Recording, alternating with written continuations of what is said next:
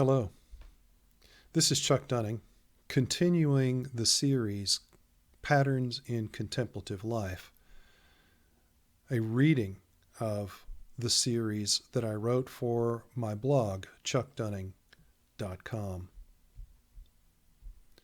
Part 2, Labor and Refreshment. In part 1 of this series, I spoke about responding to perceived resistance to our practice from the world around us. One of the implicit factors in that reflection was the need to have a discipline in contemplative life, or commitment to a routine with a certain amount of frequency, duration, and consistency in one's contemplative sessions. In this article, I draw on Masonic ideas of labor and refreshment to address some issues with discipline and routine, including certain attitudes that may or may not be helpful. Every serious teacher of contemplative practice asserts the value of such discipline, and every sincere practitioner has some sense of what seems ideal to them. Commonly, the expectation is for at least one session every day, with some minimum amount of time spent doing a particular practice. Depending upon the system or tradition in which one practices, there may also be an understanding that with progress, there should generally be an increase in frequency and duration of sessions. So far, so good. Contemplative practices such as meditation, mindfulness, and devotional ritual are like anything else that requires actual experience for the refinement of skills and understanding. If you want to be a good dancer, musician, painter, boxer, surgeon, or stonemason, then you have to work at it. Only through labor will you more fully realize and actualize your potentials. These analogies can be very helpful for a number of reasons. First, they illustrate that you are not likely to jump into any contemplative practice and immediately experience the kinds of states or effects known by journeyman practitioners, let alone seasoned masters. Second, they allude to the importance of focus in one's work.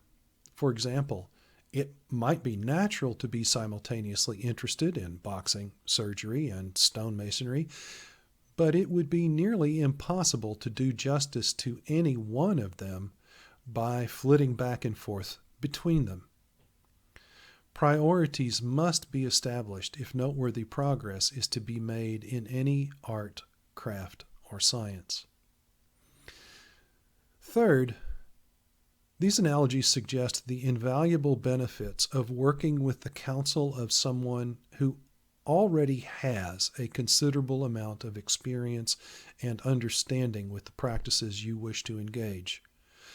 Books and audio-visual media can be helpful, but due to the complexity of real-world application and individual differences, there is no substitute for spontaneous human interaction.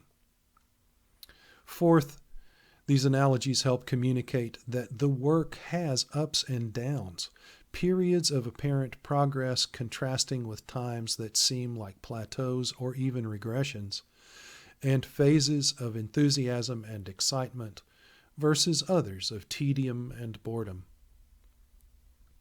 Noting all these parallels with more ordinary labors can sometimes be discouraging. Such a reaction can relate to the extent that a desire for escapism and/or entertainment are among one's motivations for contemplative practice. I suspect those motives are present for most people to some extent. In my experience, becoming more aware of them and others is always part of the work. These analogies can also be discouraging because we perceive our lives to already be filled with demands on our time and energy. Under these circumstances, a committed practice can sound like just another thing to add to a crowded to-do list and might raise the difficult decision of rearranging schedules and perhaps even sacrificing something. Without any judgment at all, it is easy to see why many people simply choose to not pursue a contemplative discipline. There is also a particular attitude that can be a huge impediment to making a commitment to practice: all or nothing thinking. For one reason or another, people can get the idea and communicate it to others, intentionally or not, that if you aren't willing to go all in with maximum devotion and discipline, then you shouldn't even bother. Now, if one wishes to become a monastic or a hermit, then there is some reason for this belief, but that is not what Masonry calls us to do. We are to be workers in the ordinary world, and by working on ourselves in virtue and love, we aim to become more beneficial to the world around us. It's worth noting that the first tool we are given for that work is the 24-inch gauge, teaching us to manage our time wisely among three primary categories. 1, our usual vocations. 2, service to the divine and others. And 3, rest and refreshment. Contemplative practice can be interwoven with all of those categories in different ways. But the idea of constantly sitting in meditation or prayer or performing studies or ritual is obviously far from what that lesson of this tool intends. Of course, the extreme example is already irrelevant for most of us. Yet we must each address the problem of balance in our lives and determine what a genuine commitment entails within our own contexts.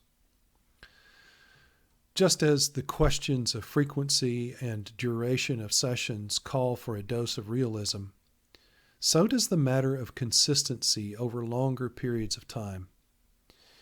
Here again, there is a kind of prescription for a truly committed practitioner to never miss a day, let alone a week, a month, or longer. Surely there are some individuals who have managed to structure their lives in ways that make it possible to rarely miss even one day. But it's my experience that a majority of practitioners leading ordinary lives do indeed go through varying periods of less contemplative activity.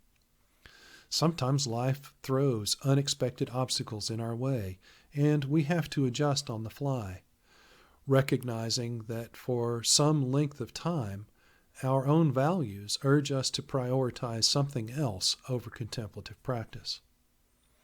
Other times, it may be that something internal is encouraging us to take a break, and perhaps for reasons we don't fully understand, yet the urge is undeniable. In any case, the idea of calling ourselves from contemplative labor to refreshment can be accompanied by feelings of fear, shame, and guilt. Indeed, such feelings are sometimes invoked by people attempting to motivate themselves or others. But my observation is that such tactics really are not very productive, and I wish more long-term practitioners would be more transparent about their own twists and turns with frequency, duration, and consistency. One benefit to such disclosures would be showing that all is not lost when one steps back for a while. Depending on the extent of the interruption, there will likely be some time needed to get back in shape upon returning to labor. But it will be possible to regain lost ground and begin again to make progress. In fact, I have witnessed with myself and others that a burst of progress can sometimes come on the heels of a hiatus. We're complex, multidimensional creatures, and sometimes there are dynamics occurring at deeper levels that we can't consciously grasp until after they have outwardly manifested, if even then. To conclude this article, here are some suggestions on how you can start or restart a commitment to a contemplative routine. Begin with something small, such as a single 5-minute break at roughly the same time every day. Rather than a specific time on the clock, Seek a convenient moment, like just after getting out of bed, just before going to bed, or immediately before or after one of your meals. For those few minutes, do a simple contemplative activity that has immediately tangible rewards, like relaxation, breath work, chanting, or silent prayer. If noise around you is an issue, consider using earplugs or noise-canceling headphones with meditative instrumental music or white or pink noise. Another aid to consistent practice can be communicating with one or more people who also value contemplative routine, perhaps even meeting online for a weekly meditation together. Aside from these ideas, be creative and ask yourself how you might be successful at establishing contemplative practice as one of those things you do on most days, like taking a shower. No matter what, just keep trying in whatever way makes sense for you, even if it's constantly shifting. Like taking care of your physical wellness and hygiene, you might miss some days of being intentional about it, but doing something more than nothing still has benefits. Finally, let yourself feel good about your effort, even if it's less than you would prefer. Those positive feelings are good for you, and they can actually help you move toward greater fulfillment of your aspirations.